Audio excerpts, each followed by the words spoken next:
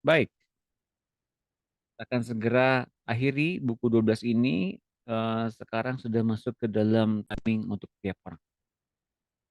Nah, saya akan review sedikit dari minggu yang lampau tentang waktu Tuhan, ya. Waktu Tuhan yang akan kita sekarang, hidupi dengan hidup Kristus adalah waktu yang kita harus pahami ini waktu yang semakin singkat, waktu yang semakin mepet. Mepet untuk apa? Bahwa ternyata dia punya satu standar, bahwa ia mempunyai satu, target bagaimana kita hendak masuk ke dalam kerangka berpikir seperti apa yang ia rindukan. Nah, satu hal yang perlu kita ketahui adalah hal itu bisa terjadi jika kita memiliki hidup Kristus yang menyenangkan dia, ya. Kalau kita memakai hidup Kristus pasti pasti akan menyenangkan dia, tapi kalau kita masih pakai hidup yang lama, kita akan cenderung menjadi orang yang mentingin diri sendiri. Dan itu akan membuat rencana Allah tertunda. Maka kita mesti sadar, waktu yang kita punya ini terbatas, maka kita mesti tukar nyawa dengan nyawanya Tuhan Yesus. Bahkan kalau kita melihat, Yesus pun membutuhkan hidup Bapaknya di muka bumi ini. Dia melaksanakan keinginan dan kerinduan Bapaknya. Dan kalau kita bisa melihat tanda-tanda zaman pada hari-hari ini adalah tanda-tanda yang sudah diajarkan Tuhan Yesus di masa-masa itu, ketika di muka bumi ini, bahwa tanda zaman yang sekarang hadir itu diberikan kepada kita untuk kita mengetahui bahwa ini adalah hari-hari terakhir. Ini adalah waktu-waktu yang terakhir. Kalau kita lalai menanggapi semuanya itu, maka kita akan ketinggalan dalam setiap rencana Tuhan. Nah, kemudian ada kalanya bahwa ternyata rencana Tuhan itu sudah tiba. Dulunya mungkin dikatakan akan tiba, tapi sekarang sudah tiba. Di masa itu sudah tiba. Bahwa ternyata setiap kehidupan diberikan Tuhan Yesus berdasarkan siapa yang dipilih untuk hidup di hadapan Allah. Nah, rencana Tuhan juga adalah yang pasti adalah mengadakan penyelamatan, bukan penghukuman. Adalah rangkaian penyelamatan dan kasih Tuhan kepada setiap makhluk agar mereka beroleh keselamatan dari Allah berupa pendamaian, bukan penghukuman. Tapi bagi mereka yang sebagai pencemooh, bagi mereka yang tidak peduli, mereka akan tertinggal juga dan kelak mereka akan dihakimi oleh Tuhan. Nah, kemudian kita membahas juga bahwa ternyata tanda-tanda zaman ini juga waktunya bagaimana jelas sekali sebetulnya. Bukan menjadi suatu rahasia yang dirahasiakan begitu saja, tapi bagi orang bijaksana yang sering tukar nyawa dengan nyawanya Tuhan, maka setiap perkara yang dijadikan oleh Allah di muka bumi ini sudah mengarah kepada akhir zaman itu sendiri. Sekarang kita tinggal mengerti bahwa ternyata ada tugas kita, setiap pribadi kita mesti bertugas dalam rangkaian pekerjaan-pekerjaan kerajaan Allah di muka bumi ini. Setiap orang mesti masuk ke dalam setiap rencana Allah itu sendiri. Dan mari kita bahas setiap orang ini, itu kita semua, per individu ya, kita semua mesti masuk ke dalam seluruh rencana Allah ini tanpa terkecuali. Agar kita bersatu padu, bersatu dalam satu satu apa namanya, satu penyesuaian kerinduan Tuhan dan waktunya agar kita beroleh waktu-waktu yang sempurna masuk ke dalam penggenapan janji-janji Tuhan itu sendiri. Kalau kita sekarang ada di akhir zaman ini, ya. Mari kita bahas sub yang keempat, timing untuk tiap orang. Ada timing untuk setiap kejadian di muka bumi, ada pula timing untuk setiap manusia di bumi, saat-saat itu sudah diplot di sorga. Tapi seringkali masih ditimbang dan dinilai apakah perlu diperpanjang waktunya atau dipersingkat. Jadi ada timing untuk setiap kejadian di muka bumi ini. Munculnya antikristus akan ada muncul nanti di 7 tahun kesesakan setelah pengangkatan anak-anak Allah ke sorga. Itu pasti terjadi ya. Dan ada pula timing untuk setiap manusia di bumi. Timing untuk apa? Mengerjakan pekerjaan-pekerjaan Tuhan. Dan saat-saat itu sudah diplot di sorga. Jadi kita sekarang sedang masuk ke dalam plot kerajaan Allah. Plot waktunya Tuhan. Tapi kalau kita sekarang ini masuk ke dalam rangkaian-rangkaian ketidaktaatan atau masih belum mengerti juga rencana Tuhan, maka sekarang masih ditimbang apakah ini perlu diperpanjang waktunya lagi, apakah dipercepat sebaliknya. Bergantung dari mana nih, diperpanjang atau dipercepat.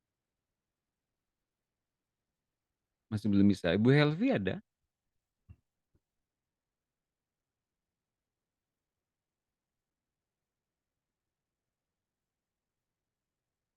Oke, Ibu. Oke, sudah silakan. Terima kasih. Ya Pak Doni. Iya, Amsal ya Pak Doni. betul. Amsal 9 ayat 10. Permuliaan hikmat.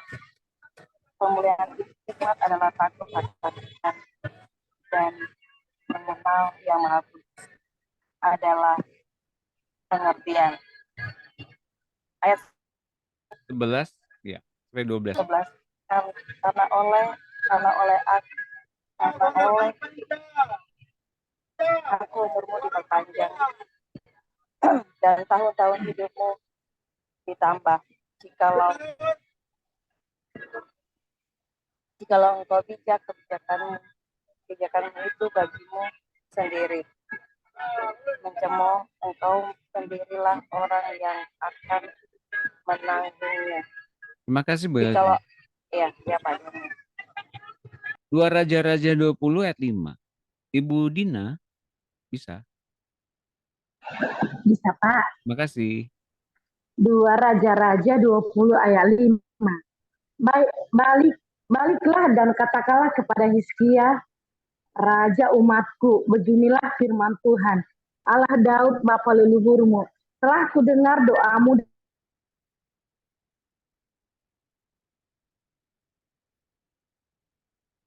Kau akan pergi ke rumah Tuhan.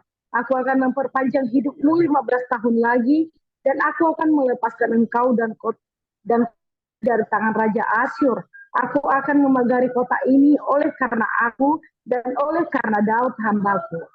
Terima kasih, Bu Dina. Matius 24 ayat 22. Ibu Marta ada? Bisa Pak, terima kasih. Ya. Matius 24 ayat 22. Dan sekiranya waktunya tidak dipersingkat, maka dari segala yang hidup tidak akan ada yang selamat.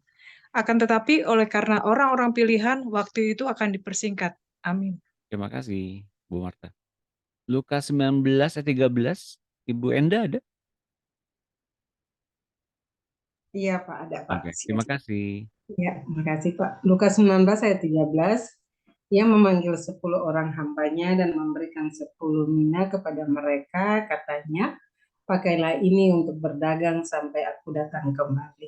Ya, terima kasih Bu Enda. Terima kasih Pak. Ya. Oke, mari kita bahas bahwa ternyata waktunya dibatasi ya. Dan waktunya juga bagi tiap orang singkat untuk masuk ke dalam rangkaian penyelamatan itu sendiri, sambil bahwa mereka semua mesti mengalami kepenuhan Kristus. Artinya apa? Karakternya, buah rohnya, semua pikiran-pikirannya menyatu dengan Kristus yang memimpin mereka dalam rangkaian penyelamatan itu. Yang memimpin kita dalam rangkaian penyelamatan siapa? Yesus dengan firman-Nya dan kehidupannya. Kalau pakai hidup yang lama, yang kita masih peroleh di dunia ini, kita nggak akan bisa ngikutin Kristus. Dijamin. Mengapa? Karena kita punya waktu-waktu yang sekarang kita punya ini, punya waktu-waktu yang akankah dipercepat atau dibatasi dalam hal apa? Dalam hal kita susah bertobat, apakah itu akan diperpanjang atau diperpendek? Kalau kita sekarang mempunyai waktu-waktu yang berbuah lebat, apakah itu diperpanjang untuk semakin banyak orang menerima Kristus lewat pelayanan kita, maka kita sekarang harusnya mengalami satu perpanjangan waktu nyawa kita di muka bumi ini terutama dalam hal itu ya. Daniel 5:24 ini contohnya bahwa ternyata kekuasaan tiap orang atau orang yang berkuasa itu dibatasi bagi mereka yang mempunyai otoritas, bagi mereka yang mempunyai pimpinan, para pemimpin dalam satu gereja, pemimpin dalam satu wilayah, pemimpin dalam satu negara, bangsa, bahkan setiap para pemimpin negara ini ternyata dibatasi. Kalau ternyata Tuhan kemudian menimbang kepada Belshazzar agar Raja Belshazzar ini kemudian di masa pemerintahan Babilonia dihentikan pemerintahannya karena mereka memakan makanan dengan memakai perkakas rumah Tuhan, mereka menghina pemerintahan Tuhan, maka kemudian pemerintahan Belshazzar diakhiri di malam hari itu juga karena di malam hari itu ya Belshazzar mati dan kekuasaannya kemudian diakhiri. Ya. Kekuasaan di hari besok kemudian dikuasai oleh Media Persia. Mengapa bisa begitu? Karena kekuasaan Tuhan adalah mutlak dibanding kekuasaan manusia di bumi. Apalagi manusia yang kemudian diciptakan dari debu tanah. Nah, teman-teman ingat ini, bahwa ternyata kita mesti mempunyai batasan waktu. Kalau tidak mempunyai batasan waktu, maka kita menjadi orang yang sekehendak hati kita berjalan di muka bumi ini. Ya. Nah, dalam Mazmur 90:12 dikatakan bahwa kalau kita sekarang belajar menghitung hari-hari yang kita telah lalui, ajarlah kami menghitung hari-hari kami sedemikian, sehingga kami beroleh hati yang bijaksana. Maksudnya dari setiap hari-hari yang kita lewati ini, hari-hari yang kita lewati ini, apakah hari-hari ini beroleh pengertian? Apakah hari-hari yang kita lalui ini beroleh hikmat? Apakah hari-hari yang kita beroleh beroleh eh, hari-hari yang kita lewati hari-hari ini kita beroleh pengajaran dari Tuhan? Bukan cuma pengajaran, pengertian, hikmat pula, tapi kemudian bagaimana kita mengaplikasikannya kepada pengajaran, kepada pemuridan, dan kepada orang-orang yang kita doakan, yang kita layani. Bagaimana kita membuat hikmat yang kita punya dari Tuhan ini hidup juga untuk menghidupkan rohani orang-orang dalam pelayanan kita. Hingga kita beroleh hati yang bijaksana dalam hal apa? Menghimpun anak-anak Allah dalam setiap rangkaian penyelamatan yang mereka juga akan dapatkan lewat apapun yang kita upayakan bagi mereka. Ini penting untuk kita bisa mengerti bahwa ternyata pelayanan kita kemudian membawa semakin banyak orang mengenal Tuhan dan semakin banyak orang ternyata hidup penuh dengan Roh Tuhan. Ini penting juga ya teman-teman. Kalau hati yang bijaksana ini beroleh dari setiap hal yang mungkin hari ini kita ngalamin pergumulan, kita ngalamin begitu banyak tantangan-tantangan, tapi kemudian kita beroleh hikmat dari Tuhan dan kita beroleh pengertian untuk kita kemudian membagikannya kepada orang lain yang mempunyai masalah yang kurang lebih mirip sama dengan kita dulu atau sekarang. Atau kita masih bertumbuh, kita masih bergumul juga, tapi kita mau melayani orang lain. Dari pergumulan yang kita lalui kemudian kita masih bergumul dan masih bergumul, tapi toh kita tetap melayani orang lain yang kemudian kita doakan dan mereka terpuaskan oleh hadirat Tuhan hingga mereka beroleh hikmat. Kalau kemudian kita masih berpikir, kok mereka dapat hikmat dari Tuhan, kok mereka sepertinya mereka mendapatkan pemulihan, tapi kok saya belum dipulihkan ya. Nah, berarti ini kita menjadi orang yang melihat kepada kepentingan diri sendiri, bukan kepentingan Tuhan. Oke? Lihat teman-teman, kalau kita melihat kepentingan Tuhan lebih diprioritaskan, maka kemudian Tuhan akan bawa kita kepada hikmat dan pengertian serta pelajaran yang lebih dalam, tidak sekedar kita menuntaskan masalah saja di muka bumi ini. Jadi sebetulnya kita masih banyak masalah tuh nggak apa-apa ya, nggak apa-apa. Yang penting adalah hikmat yang didapatkan dari Tuhan. Ya, contoh, saya mau kasih tahu nih contoh ya. Bagi orang mungkin beras mahal. Bagi orang punya makanan mungkin mahal. Oke. Kemudian orang ini berdoa, kemudian orang ini belajar firman Tuhan, kemudian orang ini mempunyai satu hikmat dari Tuhan, dari setiap doanya dan kemudian bekerja segiat-giatnya, kemudian dia berhasil, ya pelan-pelan kemudian dia menjadi orang yang berdagang dengan sukses dan berhasil, hingga lupa waktu, pagi siang malam bekerja, pagi siang malam bekerja. Kemudian dia rasa dulu nasinya yang ia makan mahal, beras yang ia beli mahal, daging yang ia beli pun dulu sangat tidak mungkin untuk dibeli. Mereka hanya bisa beli mungkin telur saja maksimal ya, tapi kemudian di hari mereka kemudian berhasil dalam perdagangannya dan kemudian mereka mempunyai banyak kekayaan dan banyak uang, yang jadi mahal apa? Hubungan keluarga. Jarang bertemu dengan orang-orang terkasih di rumah. Dengan istri, dengan suami, dengan anak-anak. Jarang bertemu. Jarang ngobrol. Yang jadi mahal hubungan antara anggota keluarga. Hubungan suami istri. Hubungan antara bapak dengan anak. Hubungan ibu dengan anak. Jadi mahal. Hubungan yang jauh. Yang jadi mahal kesehatan. Mengapa mahal? Orang sibuk, lupa tidur, lupa makan. Akhirnya kemudian masuk rumah sakit. Merasa, ya ternyata duit yang dipunya sekarang dibayarin untuk bayar rumah sakit kok mahal, UGD mahal 1 hari 10 juta. Dibayar dan kemudian berpikir yang sekarang mahal ternyata kesehatan. Kemudian kalau ternyata dibikin bangkrut, nggak punya duit lagi karena kesehatannya semakin menurun, yang mahal kemudian apa? Kehidupannya mahal. Orang-orang kesehatan itu, orang-orang yang sehat itu ternyata itu mereka mempunyai satu kekayaan yang luar biasa. Saya tuh ternyata miskinnya di daerah kesehatan. Nah, teman-teman Bapak Ibu sekalian, sekarang kita bisa mengerti bahwa mahalnya atau murahnya sesuatu hal yang kita bisa dapatkan itu relatif. Kalau kita sekarang mengejar begitu banyak harapan-harapan yang sebetulnya semu seperti kekayaan, padahal sebetulnya yang paling mahal adalah hubungan dengan Tuhan. Tapi kemudian kita lebih memprioritaskan itu, maka semuanya menjadi begitu begitu, apa namanya, begitu dengan bijaksana kita kelola. Waktu dengan Tuhan, waktu dengan keluarga, waktu dengan anak-anak, waktu dengan pasangan kita, waktu pelayanan, waktu beristirahat, waktu makan, waktu liburan, waktu chatting dengan Tuhan, waktu kemudian berbincang-bincang dengan teman-teman, semuanya serba seimbang, semuanya serba didapatkan dengan apa, bukan dengan mudah, tapi dengan manajemen waktu yang tepat dan sesuai dengan takarannya dan porsinya masing-masing.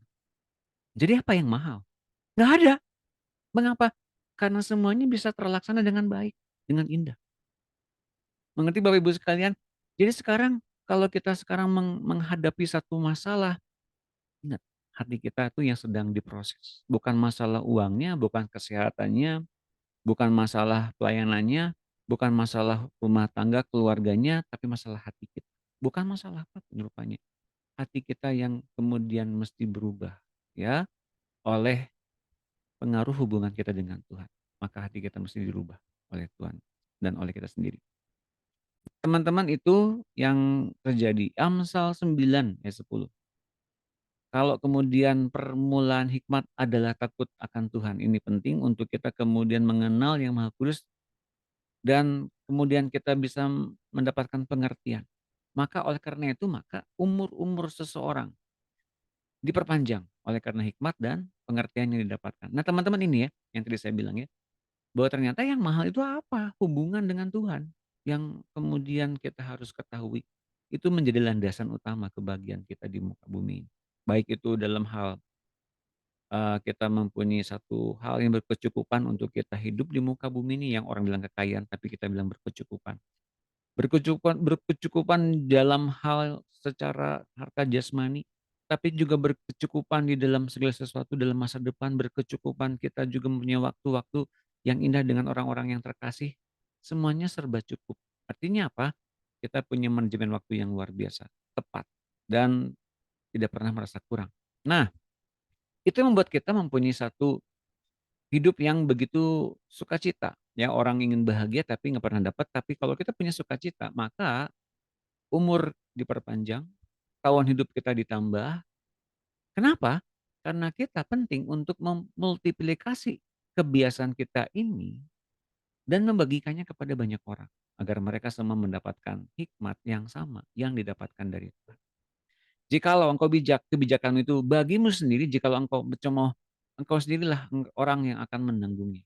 Nah, jikalau engkau bijak, kebijakanmu itu bagimu sendiri. Artinya apa? Di masa itu, Amsal ini penting untuk kita kemudian bertemu dulu kebajikan dengan setiap hikmat yang didapatkan ketika kita ada dalam pergumulan sehari-hari. Nikmati dulu Tuhannya, bukan nikmati masalahnya, nikmati Tuhan yang ada dalam setiap pergumulan kita. Kemudian yang terjadi apa? Ini dia ya, Lukas 19 ayat 13. Ia memanggil 10 orang hambanya dan memberikan 10 mina. Kepada mereka katanya, pakailah ini untuk berdagang sampai aku datang kembali. Berdagang apa? Kita mesti memultiplikasikan apa yang didapatkan dari Tuhan untuk mendapatkan jiwa-jiwa, persis sama jiwa-jiwa itu mendapatkan hal yang sama seperti apa yang kita dapatkan dari Tuhan. Persis sama. Setiap hal yang kita dapatkan dari Tuhan, mesti kita beri lagi kepada banyak orang. Hikmat, pengertian, pendidikan. Namun teman-teman hadapi ini. Tidak setiap orang mengalami pendidikan yang sama dengan kita. Tidak setiap orang akan mengalami hikmat yang sama seperti apa yang kita punya hari-hari ini. Karena mungkin ya pendidikan tiap orang berbeda.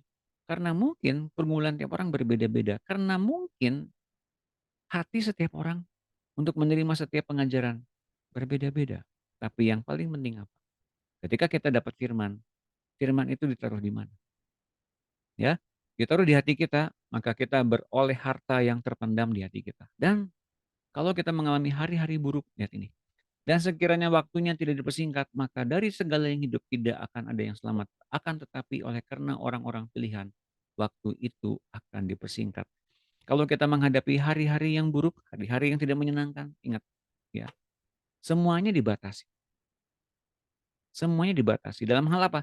Dalam hal kita menemukan hikmat dari Tuhan itu sendiri. Hingga kita tertolong oleh hikmat Tuhan itu dan kita keluar dari masalah dengan pertolongan Tuhan lewat hikmatnya itu. Nah, tapi ini penting untuk kita ketahui ya, bahwa ini semua diberikan pada kita karena anugerah Tuhan. Waktu kemudian kita bertumbuh dalam setiap hal yang Tuhan berikan dalam hikmatnya, masalah yang muncul dipersingkat. Mengapa dipersingkat oleh Tuhan? Kita bisa bertemu dengan orang yang tepat, di lingkungan yang tepat. Makanya teman-teman kalau kita didorong untuk berdoa, doakan. Kalau kita didorong untuk bertemu dengan orang yang tepat, yang Tuhan inginkan kita bertemu dengan dia, lakukan. Kalau kita datang ke gereja dengan setiap sungguh-sungguh hatian, maka persiapkan sungguh-sungguh hati kita. Maka kita akan menemukan setiap waktu-waktu kita bergumul itu akan dipersingkat. Karena apa? Karena kita beroleh kekuatan yang persis menaikkan setiap hal, ya, setiap pengertian yang kita dapatkan dari Tuhan. Kita bisa mudah mengerti rencana Tuhan dalam hidup kita. Contohnya, dalam setiap pertobatan, perubahan yang kita alami, kita bisa mengalami perpanjangan hidup, perpanjangan nyawa, artinya kita bisa berbuah lebat lebih banyak untuk jiwa-jiwa dimenangkan lewat pelayanan kita, seperti halnya Hizkia ini. Ya, Hizkia ini diperpanjang umurnya 15 tahun. Tadinya mau divonis mati, tapi karena ada pertobatan, ada hati yang kemudian disampaikan kepada Tuhan, Hizkia kemudian menangis menghadap tembok dan kemudian berkeluh kesah kepada Tuhan, dan Tuhan menyembuhkan Hizkia hingga kemudian ia diperpanjang nyawanya 15 tahun hingga ia kemudian masih memimpin bangsanya untuk masuk ke dalam berbagai macam pertumbuhan rohani bersama-sama dengan umat Tuhan dalam bangsa Israel itu sendiri. Nah, teman-teman, kita mesti mengerti ini, waktu-waktu yang dipersingkat ini untuk apa? Untuk kita beroleh hikmat pengertian dari Tuhan. Hingga masalah tetap ada sih, masalah tetap ada, tapi kita terlanjur mengerti rencana Tuhan hingga tidak melihat masalah itu sebagai hal yang menekan, tapi kita bisa melihat masalah yang ada sebagai sparring partner. Toh kita juga dapat pengertian untuk kita berjalan dengan solusi dan didapatkan dari Tuhan, hingga masalah itu bukan lagi menjadi sesuatu yang memberatkan kita, tapi sesuatu hal yang menumbuhkan kita dalam iman dan pengharapan.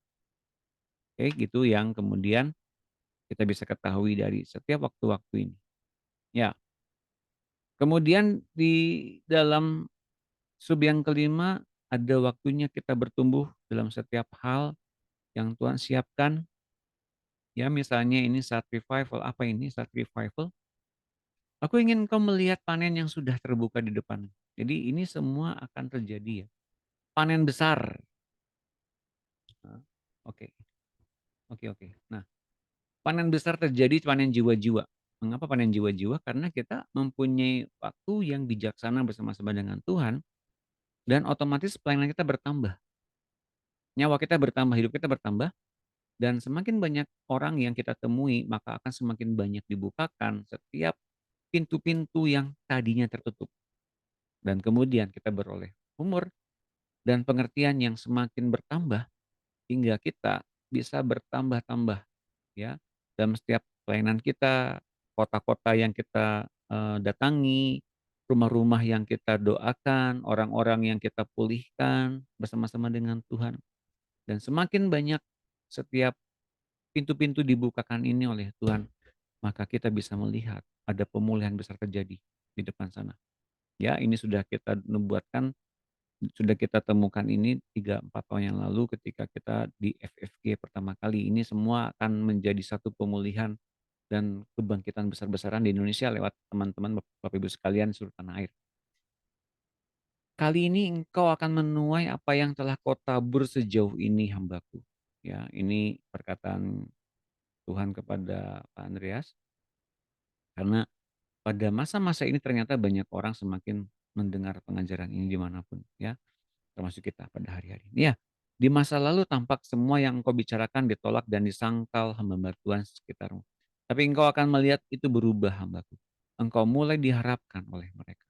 Bahkan sekarang diinginkan ya, video-video beliau diinginkan oleh banyak orang. Tapi sekarang semakin semakin apa namanya, diteruskan kembali untuk kemudian diadakan juga bengkel pelepasan, bengkel rohani sebagainya karena pengajaran ini. Banyak orang telah membaca situs web revival dan diubah olehnya. Aku akan membuktikan bahwa ini benar. Banyak orang akan memesan buku-bukumu untuk belajar tentang kebenaran yang kau miliki. Banyak yang akan mulai mencari alamat situs web revival. Sekarang waktunya telah datang bahwa hal-hal lama itu mulai berubah. Jika dulu banyak orang kemudian nyinyir, banyak orang kemudian mengalami satu eh, kesimpang siuran hingga mereka nggak mengerti apa yang sedang Tuhan kerjakan lewat revival. Tapi hari ini lewat pemulihan demi pemulihan dan hikmat yang didapatkan oleh setiap para pengajar, oleh setiap hamba-hambanya dan oleh setiap kasih dan semangat Bapak Ibu sekalian dan berdoa, teman-teman di sini yang berdoa, terima kasih ya. 24 jam estafet, teman-teman masih melakukannya dengan setia, tepuk tangan semuanya. Dan semuanya berubah, teman-teman. Ya, banyak yang kemudian menginginkan gabung, menginginkan pengajaran ini, entah kemudian ada rekamannya di YouTube, semuanya menginginkan ini untuk apa? Untuk mereka kemudian mencari kebenaran firman Tuhan yang dibagikan di revival, di pemuridan online. Hingga mereka diberkati sekali, hingga mereka kemudian menerima begitu banyak hal yang baik dari apa yang kita bagikan. Karena apa? Karena Tuhan hidup dalam revival ini. Yohanes 4 ayat 35. Saya minta, apakah ada Ibu Yohana?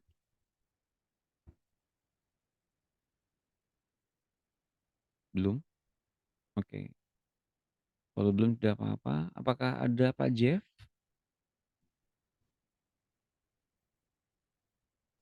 Ada? Oke, terima kasih.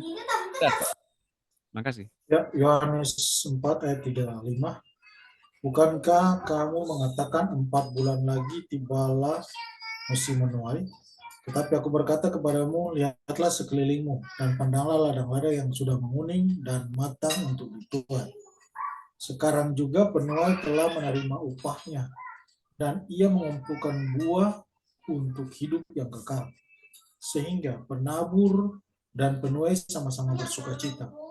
Sebab dalam hal ini benarlah peribahasa, yang seorang menabur dan yang seorang menuai. Aku mengutus kamu untuk menuai apa yang tidak kamu usahakan. Orang-orang lain berusaha dan kamu datang memetik hasil usaha mereka. Terima kasih Pak Jeff. Ya. Ya, jadi di masa lampau pengajar buku pemuridan pertama kali ini, sang penulis, beliau menabur pertama kali, menabur dengan begitu banyak cucuran air mata dan tekanan dan intimidasi dari orang-orang yang kemudian mempertanyakan pengajaran ini. Menabur dengan cucuran air mata, kemudian akan menghimpun berkah-berkasnya ya, kita ke Bukit Sion. Yang menuai siapa? Kita di akhir zaman ini, dan akan semakin banyak orang menuai jiwa-jiwa yang kemudian masuk ke dalam rangkaian penyelamatan dari Tuhan ini.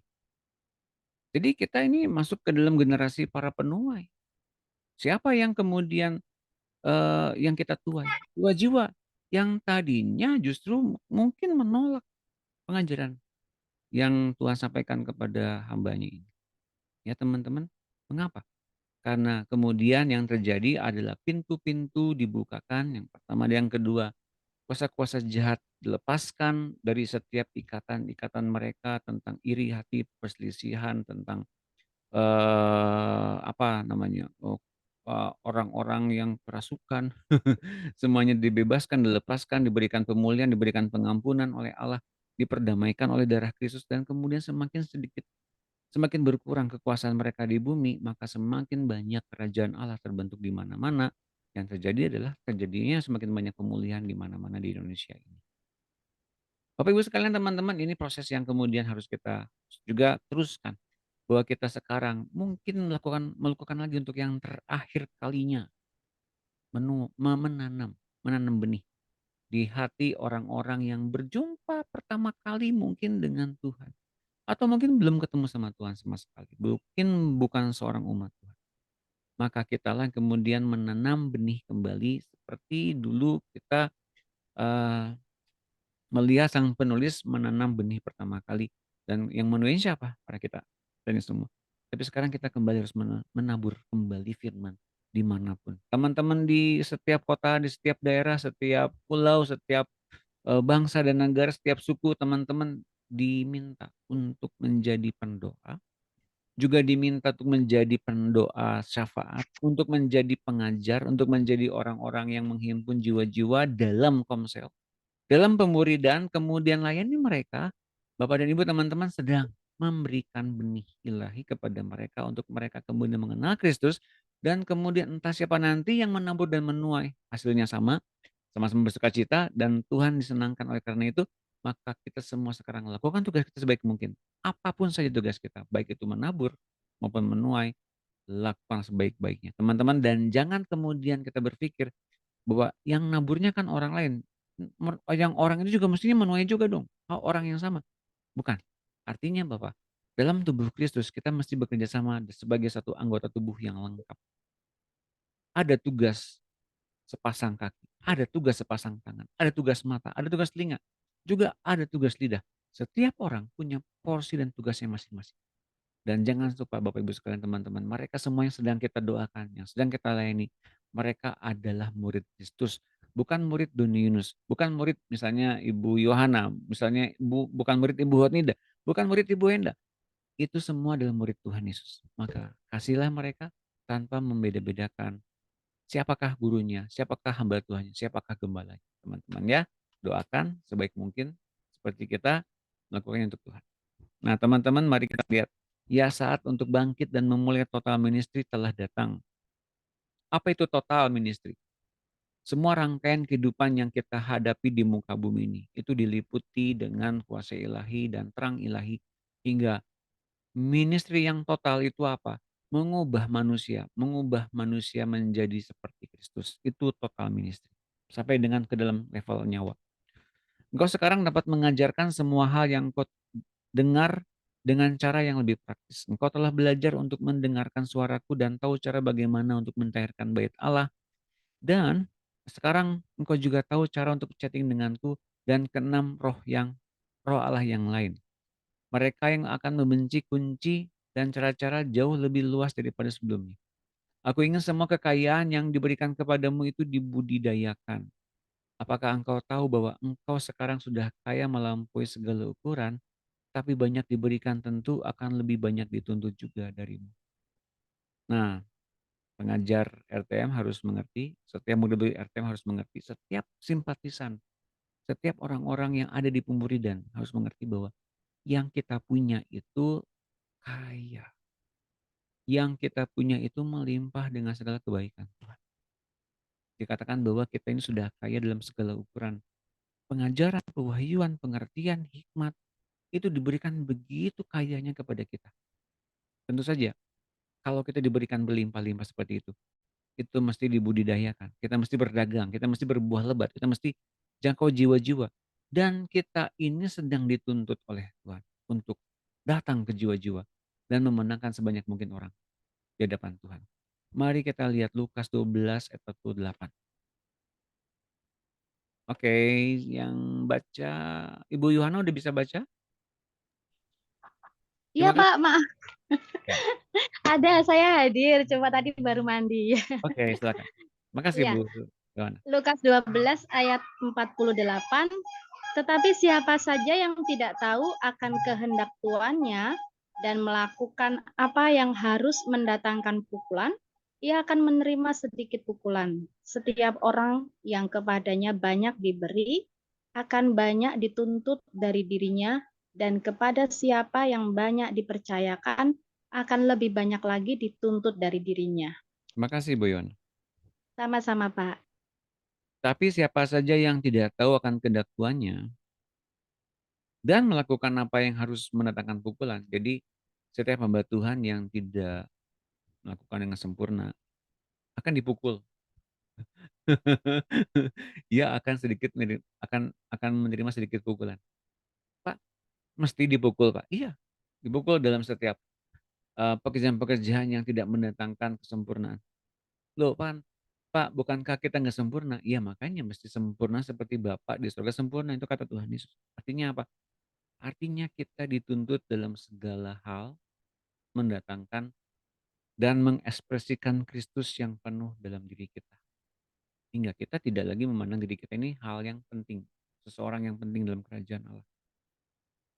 Siapa saja yang tidak tahu akan kehendak Tuhan dan melakukan apa yang harus mendatangkan pukulan, ia akan menerima sedikit pukulan. Yang banyak pukulannya siapa, Pak? Hamba-hamba Tuhan. Orang yang kemudian tahu kehendak Tuannya dan melakukan apa yang harus mendatangkan pukulan, orang itu akan menerima banyak pukulan. Itu cirinya ya. Setiap orang yang kepadanya banyak diberi, akan banyak dituntut darinya. Kita ini banyak diberi oleh Tuhan. Banyak loh. Buku 1 sampai 12. Tentang pertobatan sampai ke 7 roh Allah, sampai ke Yesus. Itu diberikan banyak hikmat oleh Tuhan. Pengajaran banyak oleh Tuhan. Jadi sebanyak itu yang kita terima, kita dituntut. Dan kepada siapa yang banyak dipercayakan, pelayanan, bagian firman, jadi usher, jadi WL, pelayanan tubuh Kristus, mendoakan orang, doa estafet. Kita mampu berdoa itu bukan karena kita pintar berdoa. Karena kita dipercaya oleh Tuhan untuk berdoa. Kita kemudian jadi hamba Tuhan dalam menyampai kebenaran firman Tuhan dengan cara yang paling sederhana. Bukan berarti kita punya banyak keahlian dalam setiap kepercayaan yang Tuhan berikan. Tapi kita memang dipercaya untuk menyampaikan firman. Dimanapun Tuhan mengerjakan itu semua dalam diri kita. Karena ia mempercayakan itu kepada kita untuk jadi juru bicaranya di depan banyak orang. Atau bahkan satu orang sedikit pun. Atau hanya anggota keluarga sedikit pun.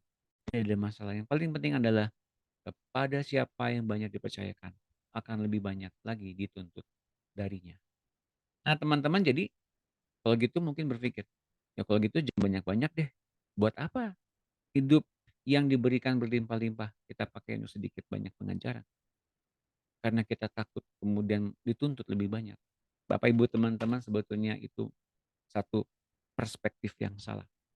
Kalau kita diberikan banyak hal oleh Tuhan dan kita begitu kayanya akan hal itu. Yang kerjanya bukan kita. Nah, yang kerjanya adalah Tuhan dalam diri kita. Yang punya inisiatif Tuhan dalam diri kita. Ketidakmampuan yang datang dari diri kita atau bahkan hal yang berat yang datang dari diri kita berupa beban, itu adalah hal yang lumrah. Namun bahwa ini dalam doa terus-menerus kepada Tuhan agar Tuhan kemudian mengambil alih semuanya itu dan dia yang hidup dalam diri kita melakukannya dengan leluasa dalam diri kita karena kita mempunyai satu kemanunggalan seperti itu dengan Tuhan. Teman-teman, kalau kita kemudian memberatkan hati dalam setiap pelayanan berarti kita ingin mendapatkan hal yang hal yang lumrah dari pelayanan itu. Dan kita telah mendapatkannya kalau kita mendapatkannya di muka bumi ini, tapi kita tidak akan mendapatkannya di sorga. Dan apa yang kita dapatkan kelak di sana, kalau kita mendapatkannya di bumi dengan cara yang salah, misalnya kita menghendaki adanya envelope kalau kita pelayanan kepada seseorang dan kita mengharapkan envelope itu untuk membuat kita semakin kaya, untuk kita bisa beli sesuatu dari envelope itu. Kita udah dapat upah dari pelayanan itu, namun nanti upah di sorga terbakar hangus. Mengapa? Karena kita lakukannya dalam bentuk daging, bukan dalam bentuk pimpinan Roh Kudus. Nah teman-teman hati-hati ya, jangan sampai kita mempunyai kecenderungan hati untuk menjadikan Tuhan sebagai komoditas perdagang. Meskipun itu kita pakai dalam pelayanan. Hati-hati teman-teman. Karena nanti kita akan menerima apa? Pukulan. Dan bagi banyak orang yang udah tahu itu salah dan melakukan apa yang harus mendapatkan pukulan, mereka akan menerima banyak pukulan. Benar hambaku, tapi itu berarti engkau memiliki kesempatan lebih besar untuk mendemonstrasikan keberadaanku sendiri dalam kamu, bukan? Memang engkau harus terus berjalan denganku dengan iman, itu satu-satunya jalan. Katakan kepada mereka bahwa waktu adalah faktor penting untuk menang lomba. Kita semua harus berlari dalam perlombaan, bukan? Aku telah melakukan bagianku dan sekarang giliran kalian semua berlari dalam perlombaan yang sama. Mengetahui waktumu setiap saat. Juga membaca musim-musim yang sedang berlangsung adalah amat penting. Berharap hal-hal di masa depan juga penting dalam rangka untuk mengarahkan jalanmu menuju harapan. Jadi kita ketahui waktu kita memang mempunyai satu deadline, dibatasi. Tapi kalau kita mempunyai kapasitas yang unlimited, waktu itu ditambah lagi. Waktu kita hidup, waktu kita melayani Tuhan, waktu tentang hal apapun. Kalau kemudian kita bisa melihat dalam satu pengharapan dan perspektif dari Tuhan sendiri, maka kita bisa menghitung. Ya, kita bisa menghitung berapa lama lagi kemudian bukannya kita akan dipanggil Tuhan, berapa lama lagi kita akan menerima penyelamatan dari Tuhan dari bumi. Tentu tidak akan lama lagi. Mengapa?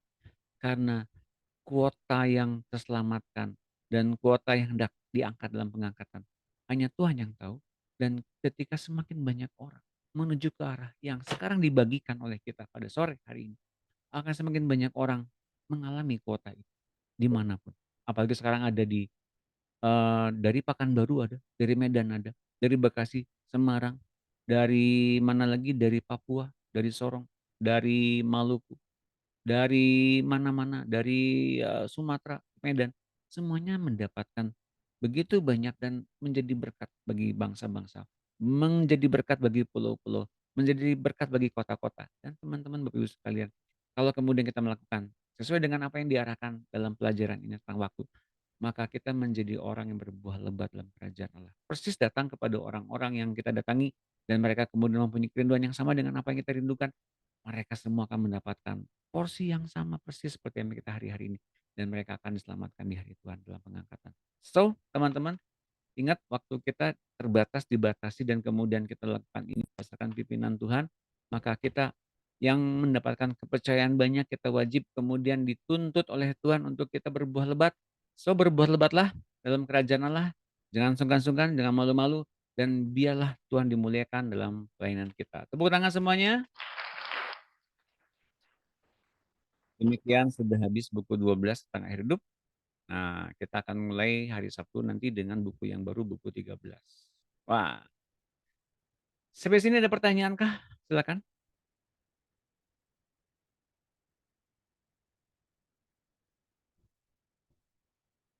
Ya, mungkin jaringan-jaringan di tiap-tiap kota enggak sama. Tadi pun di awal-awal saya sempat mengalami hal yang jaringannya tetap sempat mengalami hal yang buruk, tapi sekarang udah mulai stabil, udah mulai bagus. Silakan teman-teman, apakah ada pertanyaan? Kalau oke. Halo. Halo Mbak Nida, silakan. Ya. Yang ini Pak, yang Daniel 5 ayat 25 tadi ya. Saya belum ngerti bahasa apa itu. Pane tekel u parsim.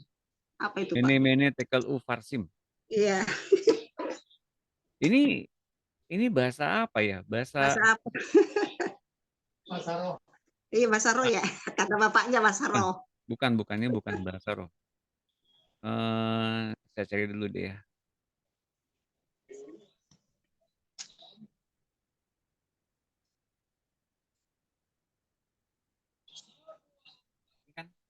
Kita cari aja di sini di Google. Ini kalau nggak salah bahasanya Babilonia. Kalau nggak salah ya.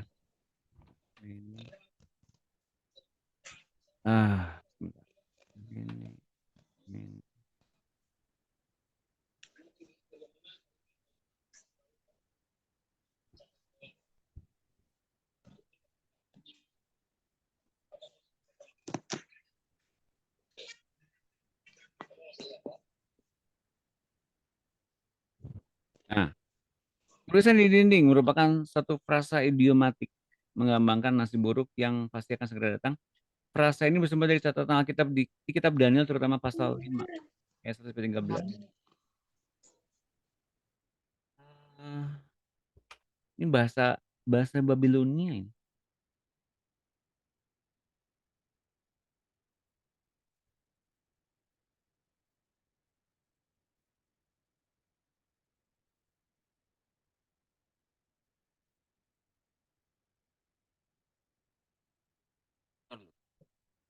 Oh, bukan Babilonia. Bentar.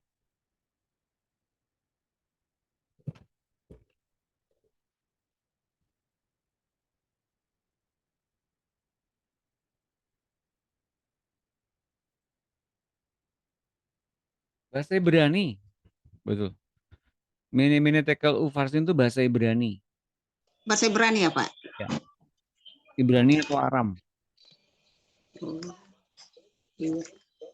Mene tekel ufarsin. Mene tekel uparsin. Ini ada di, saya lihat ini ya. Nih. Bahasa Ibrani atau Aram untuk satuan uang. Jadi ketika ini dituliskan di dinding kerajaan atau di dinding istananya si Belshazzar itu, ini yang malaikat Tuhan berupa tangannya, tangan yang menulis di dinding. Ini malaikat Tuhan. Kekuasaannya dibatasi, diukur dan ditimbang. Udah habis. Jadi itu artinya udah habis waktunya. Nah, malam itu juga si rajanya mati dan besoknya langsung diserahkan kepada media Persia. Darius, Raja Darius kalau nggak salah, yang memerangi Babilonia di masa itu. Itu, Bu. Iya, makasih Pak. Makasih buat Nida. Oke, ada lagi yang lain?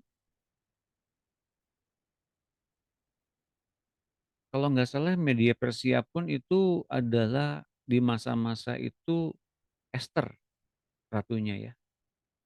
Darius, Xerxes atau Darius. Kalau nggak salah setelahnya baru Esther. Kalau nggak salah. Nanti lihat lagi deh. Adakah yang lain? Oke, Pak Jeff. Silakan. Kalau Babilonia itu sekarang negaranya Lebanon ya? Apa bukan? Dulu sekarang lebih ke Irak. Irak sekarang. Oh, Irak ya. Oh, Irak. oke deh. Kasih, Pak. Lebih ke Irak posisinya sih. Ya. Oke, Pak, makasih. Makasih Pak Jeff. Babilonia di Irak. Ada lagi? Nah, itu yang pernah ada, saya pernah bagikan ada monumen zigurat itu di daerah Irak. Banyak peninggalan masa-masa Alkitab itu banyak di Irak juga. Di Timur Tengah tuh banyak sekali loh peninggalan-peninggalan arkeologi. Ya. Pak, kalau keturunan Esau sekarang menetap di mana, Pak? Negara mana? Keturunan Esau. Itu dulunya di Moab. Moab itu masih menempati wilayah di Israel betulnya. Kan mereka sebelum Kanaan ya, sebelum Palestina. Saya nggak tahu persis di mana tuh Moab sebetulnya. Sekarang ini mungkin di daerah Syria kah atau di daerah Damaskus, saya nggak tahu. Tapi sekitar situlah kira-kira. Sebelum wilayah Palestina atau Yerusalem. Karena sebelum Israel masuk ke dalam tanah perjanjian itu dikhususkan oleh keturunan Esau, ya. Karena tanah itu dikhususkan untuk mereka setelah mereka mengalahkan raksasa-raksasa, gitu. Nah, karena mereka memang diberikan tanah itu oleh Tuhan, maka orang Israel tidak diperkenankan tinggal di situ oleh Tuhan. Gitu, Pak. Oh, mereka diberikan tanah oleh Tuhan duluan. Iya. Israel ya. Iya. Orang Israel nggak boleh menempati tanah mereka ketika mereka lewat. Itu karena tanah itu diberikan kepada keturunan Esau. Janji Tuhan seperti itu. Mari kita lihat ayat-ayatnya ada nggak ya? Saya cari dulu ayat.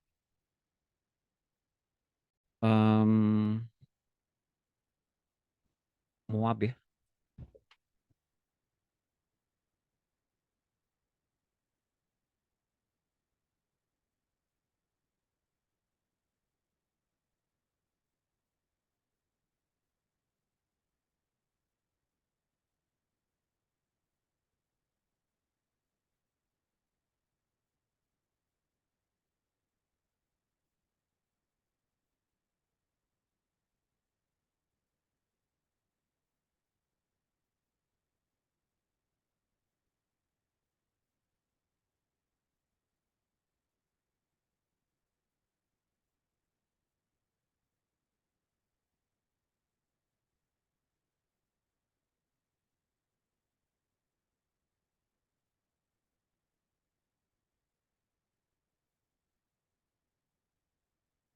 Ini contohnya.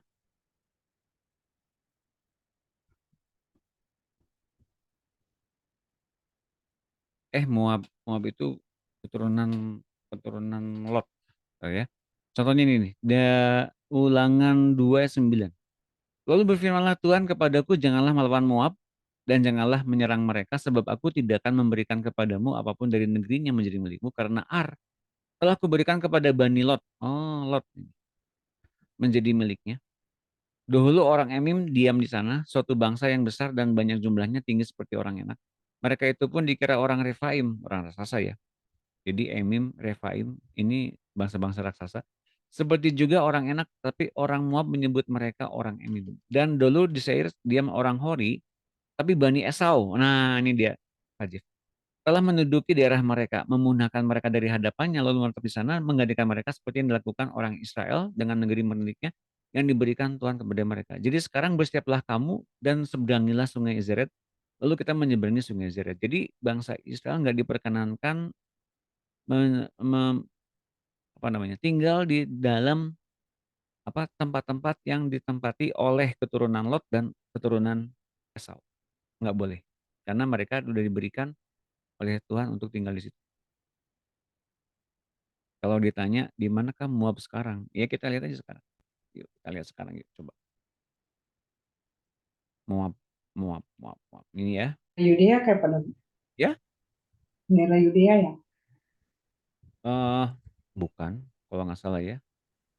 Yordania mungkin ya. Di manakah Moab sekarang? Oke. Tuh, salah ini.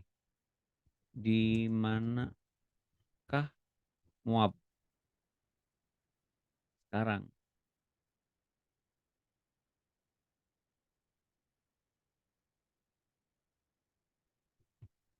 Ini.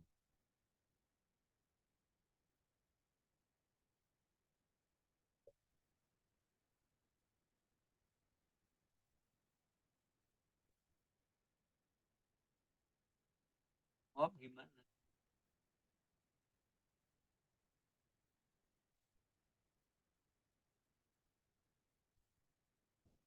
Ya, sebelum Yeriko. Seberang Yeriko malah. Seberang Yeriko ya.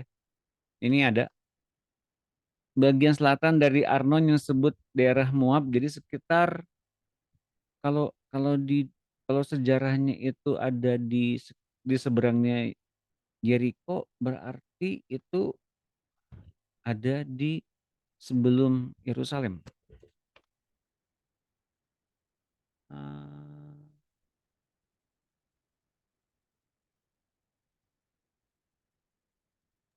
Palestina dong.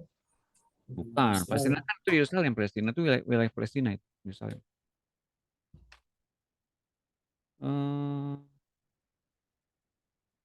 Ini zamannya beda soalnya.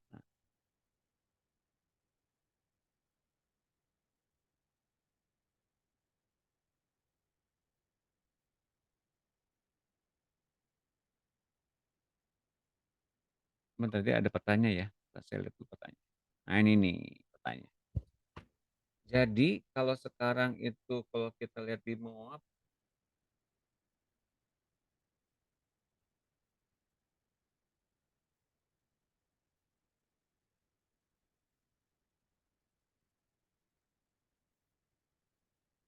Ya kira-kira Yordania, kira-kira segitu Pak. Yordania, Syria, sekitar gitulah. Soalnya itu sejajar dengan apa namanya? Dengan Sungai Yordan sebelum masuk ke Palestina atau Yerusalem. Sekitar situ, Pak. Nanti lebih jelasnya nanti lihat lagi ya. Saya sukar melihat di sini. Gitu Pak Jeff. Itu di wilayah Ya, gunung-gunung. oke. Iya. Karena saya telusuri juga sepertinya di daerah Yordania, karena saya browsing kemarin saya cari juga sepertinya mereka arahannya ke Yordania sih, Iya. daerah situ. Iya. Karena kalau kita mau ke Yerusalem itu bisa lewat Mesir atau Yordania. Jadi itu kira-kira daerah situ. Kalau Mesir kan nggak mungkin, Mesir mereka udah punya apa namanya? Mereka udah punya latar belakang negara sendiri ya sejak Firaun dan lebih kuno dari itu ada. Jadi nggak mungkin. Jadi ya paling mungkin Yordania paling mungkin. Oke. Terima kasih Pak Jeff. Ada lagi pertanyaan? Silakan.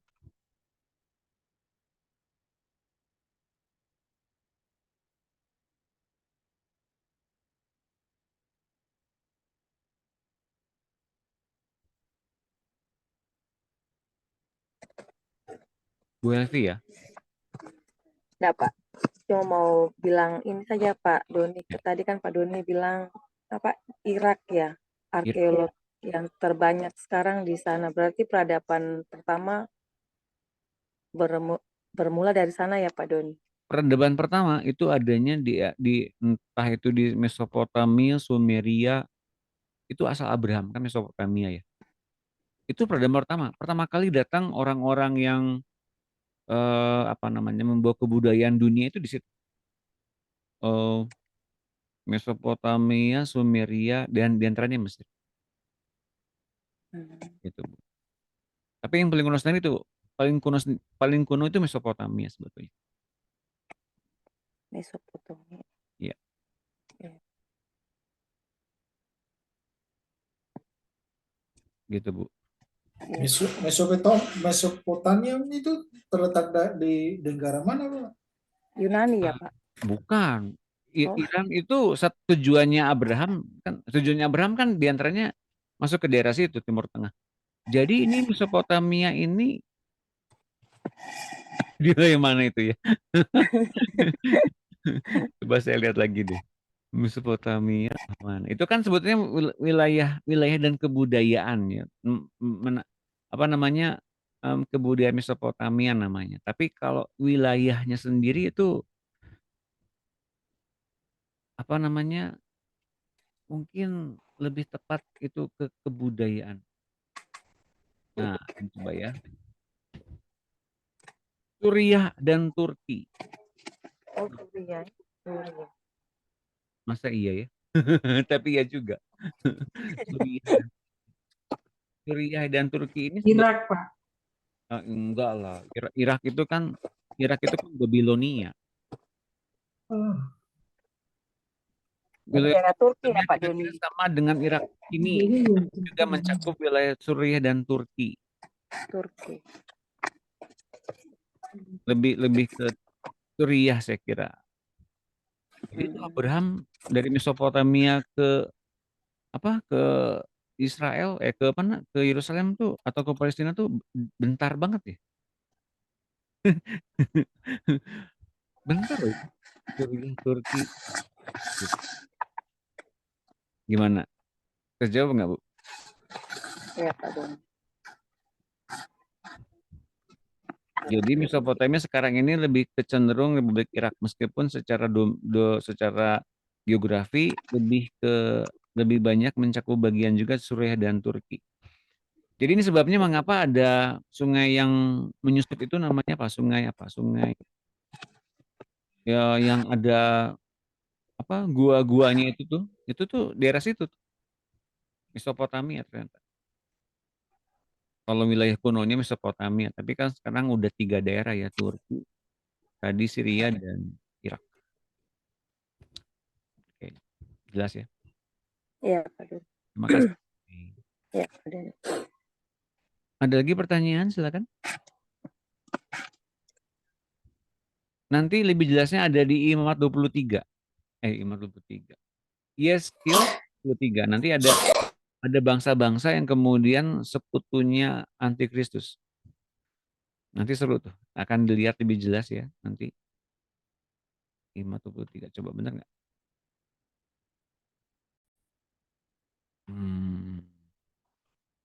Yes, skill 23.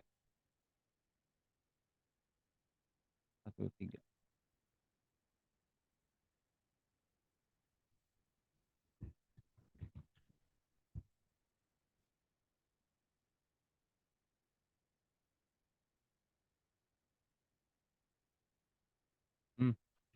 Ini kuncinya. Menetak. Ya, yes ke-32. Khalayak ramai. Apa judulnya? Khalayak ramai. Pengikut Lucifer. Apa ini nih?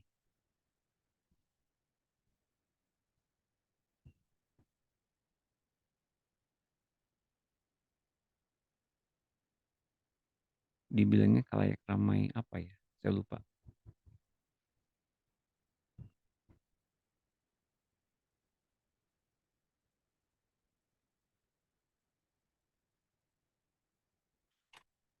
Inilah ratapan yang seharusnya dinyanyikan kaum perempuan bangsa-bangsa akan menyanyikannya, mereka akan menyanyikannya atas Mesir dan atas seluruh rakyatnya yang banyak, demikianlah firman Tuhan Allah.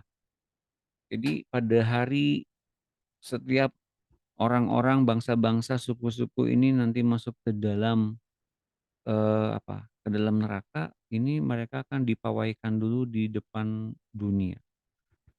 Tapi siapakah bangsa-bangsa ini? Ini yang ditenggelamkan ke dalam neraka ini besar kemungkinan ini adalah bangsa-bangsa antikristus. Ini nih. Saya bacakan lah ya. Hai anak manusia, ucapkanlah suatu ratapan mengenai Firaun Raja Mesir dan katakanlah kepadanya, engkau menyamakan dirimu dengan singa muda di antara bangsa-bangsa. Tapi engkau seperti buaya di laut, sungai-sungaimu kau buat berbuih, engkau mengeruhkan airnya dengan kaki dan menggelompar dalam lumpur sungainya. Beginilah firman Tuhan Allah, aku memasang jaringku menangkap engkau dengan sekumpulan bangsa-bangsa yang banyak dan mengangkat engkau di dalam pukatku. Kumpaskan kau ke tanah, kulemparkan kau ke padang, dan ke atasmu kusuruh hinggap segala burung di udara. Dengan dagingmu kau kenyangkan binatang-binatang seluruh bumi. Dagingmu kubiarkan berhamburan di atas pegunungan lembah-lembah, aku penuhi dengan bangkai-bangkaimu. Ini kan senyawa, selaras dengan di kitab Wahyu ya. Bumi kuberi minum darahmu yang mengalir, ya juga gunung-gunung dan alur-alur sungai akan penuh dengannya. Waktu aku membinasakan engkau, langit akan kututup dan binatangnya kubuat berkabut. Matahari kututup dengan awan dan bulan, cahayanya tak disinarkan. Semua yang bersinar di langit akan kugelapkan demi engkau. Kegelapan kudatangkan atas tanahmu. Demikianlah firman Tuhan Allah. Aku menggelisahkan hati banyak bangsa. Kalau aku membawa kamu menjadi tawanan di tengah bangsa-bangsa. Ke negeri-negeri yang belum kamu kenal. Aku akan membuat banyak bangsa kaget melihat engkau. Dan raja-rajanya akan menggigil melihatmu. Kalau aku menetak-netakkan pedangku di depan mereka. Mereka akan menggentar terus-menerus. Masing-masing demi hidupnya pada hari kesudahan. Nah, siapakah pengikut-pengikutnya? Ini ada ayatnya. Di situ Asyur dengan semua sekutunya, sekelilingnya terdapat kuburnya. Mereka semuanya mati terbunuh rebah oleh pedang. Di situ Elam dan sekeliling kuburnya seluruh rakyatnya yang banyak. Mereka semuanya mati terbunuh rebah oleh pedang. Terus berikutnya, di situ Meseh dan Tubal dengan seluruh rakyatnya yang banyak di sekeliling kuburnya. Mereka semuanya orang-orang yang tidak disunat mati terbunuh oleh pedang. Sebab mereka menimbulkan ketakutan di dunia orang-orang hidup. Terus sampai dengan mana tadi? Edom. Edom raja-rajanya dan semua pemimpinnya yang ditempatkan dekat orang-orang yang mati terbunuh oleh pedang. Lalu kemudian orang Sidon. Terus kemudian Firaun akan melihat mereka semuanya dan ia akan merasa terhibur dengan nasib khalayak ramai yang mengikutinya. Firaun mati terbunuh oleh pedang dengan seluruh tentaranya, demikianlah firman Tuhan Allah. Oleh karena ia menimbulkan ketakutan di dunia orang-orang hidup, maka ia dibaringkan di tengah orang-orang yang tidak disunat, dekat orang-orang yang mati terbunuh oleh pedang. Firaun dengan seluruh khalayak ramai, ia mengikutinya. Demikianlah firman Tuhan Allah. Ini nubuatan yang akan kita dapatkan nanti di akhir zaman, ketika di hari kemudian iblis dan semua pengikutnya ditenggelamkan ke dalam api. Ini akan dipertontonkan di depan orang banyak. Itu ayatnya.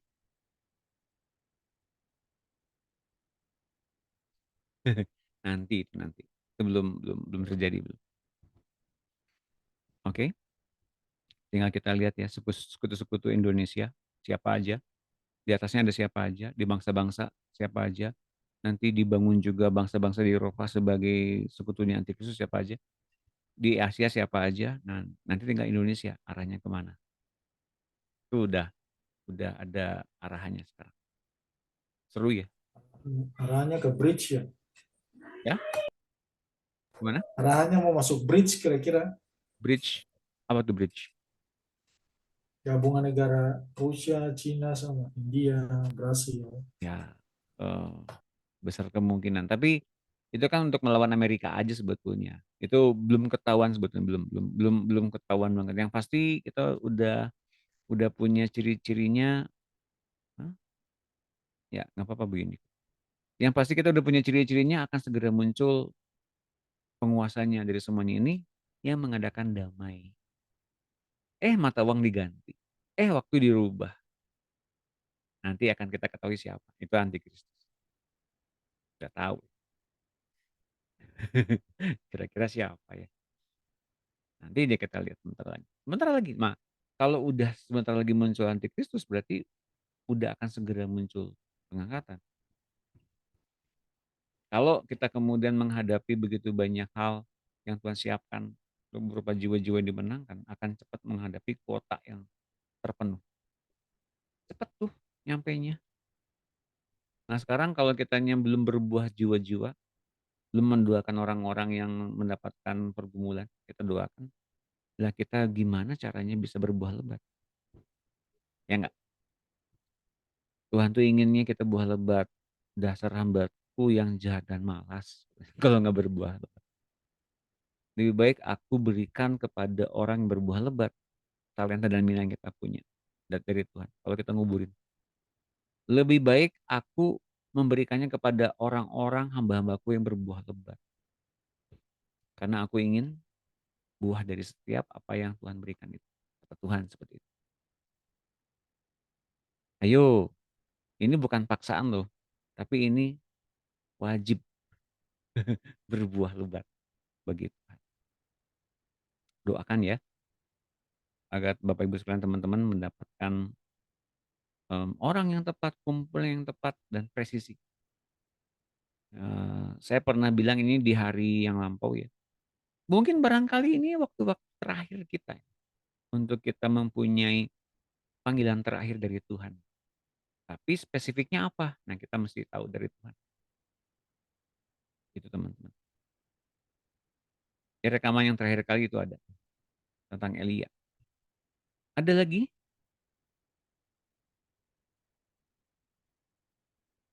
Nanti di next webinar mungkin saya akan bagikan. Next webinar akan saya bagikan tentang Elia ini lebih dalam. Silakan kalau ada bertanya boleh. Satu orang lagi mungkin. Tidak ada. Baik. Hari Sabtu kita akan mulai dengan buku yang baru, buku akhir. Bukan buku akhir. Buku 13 itu bukan buku akhir ya. Ternyata ada buku 14. Namun belum rilis ke seluruh murid RTM karena mungkin ini tidak akan dulu dibagikan. Ya. Yang mungkin mendapatkannya mungkin akan mendapatkannya para pengajar dulu. Karena kita belum mendapatkan buku 14 secara terbuka dari Pak Andreas sendiri karena Pak Andreasnya keburu pulang ke rumah Bapak. Oke, jadi udah dibuat, udah ada kopiannya, namun belum dirilis. Sampai saat ini yang saya tahu buku 13 yang sudah dibagikan dan sudah diajarkan kepada kami para pengajar. Jadi minggu depan, hari Rabu ya, hari Sabtu sorry, hari Sabtu kita mulai buku 13, buku terakhir pemuridan secara resmi. Oke? Kalau udah buku 13, apakah ada lagi Pak muncul buku yang lain? Kita lihat aja. We'll see, kita akan lihat. Oke, Bapak Ibu sekalian teman-teman, terima kasih sudah hadir di penutup buku 12 ini. Terima kasih sudah semangat dalam berdoa estafet 24 jam. Terima kasih sudah setia juga di RPN berdoa, dan terima kasih buat jiwa-jiwa dimenangkan oleh PFG ini. Tepuk tangan semuanya. Tiba akhirnya kita sudah akhiri buku 12 ini dengan kasih saya menghimbau teman-teman. Yuk praktekin semua yang didapatkan dalam pengajaran untuk kita berbuah lebat bagi kerajaan Allah, bukan untuk kepentingan diri kita, tapi untuk kepentingan sorga. Ya, hidup kita tersembunyi di balik kehidupan yang Kristus, dan kita memiliki hidup yang berkelimpahan untuk kita sampai di hidup yang kekal ini dan terus menikmati hidup tanpa terbatas oleh waktu dan ruang. Setelah kita akan mengalami itu semua bersama-sama dengan Tuhan, dan kita akan belajar hari-hari ini untuk praktek seperti itu. Dan mari kita tutup sore hari ini dengan berdoa. Yuk kita doa. Bapak, terima kasih kami telah menyelesaikan buku 12 hingga hari ini, dan kami mempraktekkan terus-menerus apa yang Kau ajarkan dibagikan lewat FFG ini dari setiap Rabu dan Sabtu. Bapak, berkata-katalah, hidupkanlah setiap haus dan lapar akan Engkau ini menjadi satu kerinduan yang terbesar sama dengan apa yang Kau rindukan. Jiwa-jiwa dimenangkan oleh hidup kita bersama-sama di dunia ini. Maka Bapak silakan, Kau taruh hatimu, Kau taruh kerinduanmu di dalam nyawa kami, dalam roh kami, dalam akal budi kami, hingga kami sepakat dalam segala sesuatu. Kami didatangkan kepada orang yang tepat, kumpulan yang tepat, bangsa yang tepat, suku yang tepat, negara yang tepat, orang-orang yang tepat. Dan setiap apapun yang kami ucapkan, Engkau sendiri yang mengaturnya dengan setiap ketepatan yang Kau punya. Hingga waktu yang sekarang kami pergunakan, meskipun sempit, namun Engkau mempergunakannya dengan kuasa-Mu, dengan limpah-Mu, hingga semuanya untuk kepentingan sorga semata. Dan Tuhan Yesus, bangun kami menjadi anak-anak Allah yang penuh dengan hidup-Mu yang berlimpah-limpah itu. Dan Kau katakan bahwa setiap apapun yang telah dipercayakan kepadamu tidak akan bisa direbut dari tangan-Mu.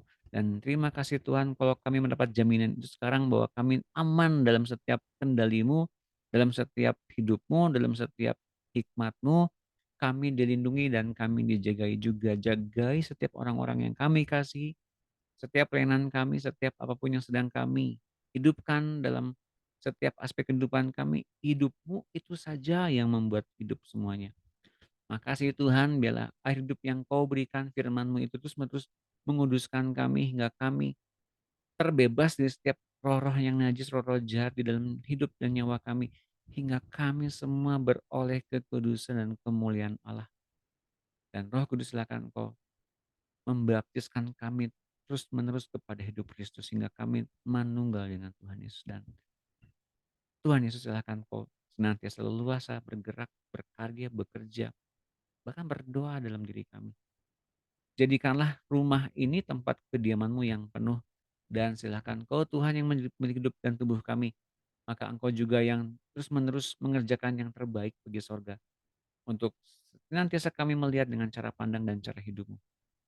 Makasih Tuhan, ini anak-anak-Mu sekarang, dan biarlah kami hidup sempurna seperti Engkau hidup di muka bumi ini, taat pada Bapa, seperti Engkau taat Bapa, dan seperti Kau berdoa, kami juga berdoa dan kami taat pada Bapa oleh hidup itu. Terima kasih Tuhan Yesus. Di dalam nama Tuhan Yesus kami telah berdoa mengucap syukur. Haleluya. Amin. Oke, mari kita berfoto bersama. Tumben ya jam 9 selesai. Habis semuanya udah beres. Mari kita berfoto bersama. Bagi penutup buku 12 ini, senang sekali udah selesai buku 12-nya, dan kita lanjut buku 13 di hari Rabu, hari Sabtu yang akan datang. 1, 2, 3. Lagi ya. 1, 2, 3. Terima kasih teman-teman, Bapak Ibu, Tuhan berkati semuanya. Sampai di hari Sabtu. Terima Ya, kasih Pak Pak Terima kasih Doni. Pak Doni. Terima kasih Terima Pak kasih, sehat Doni. selalu Terima kasih Pak semuanya. Doni ya. Tuhan Terima memberkati kasih semua. Terima kasih semuanya. semuanya, sehat selalu. Tuhan Yesus memberkati semuanya. Bu Enda. Sehat.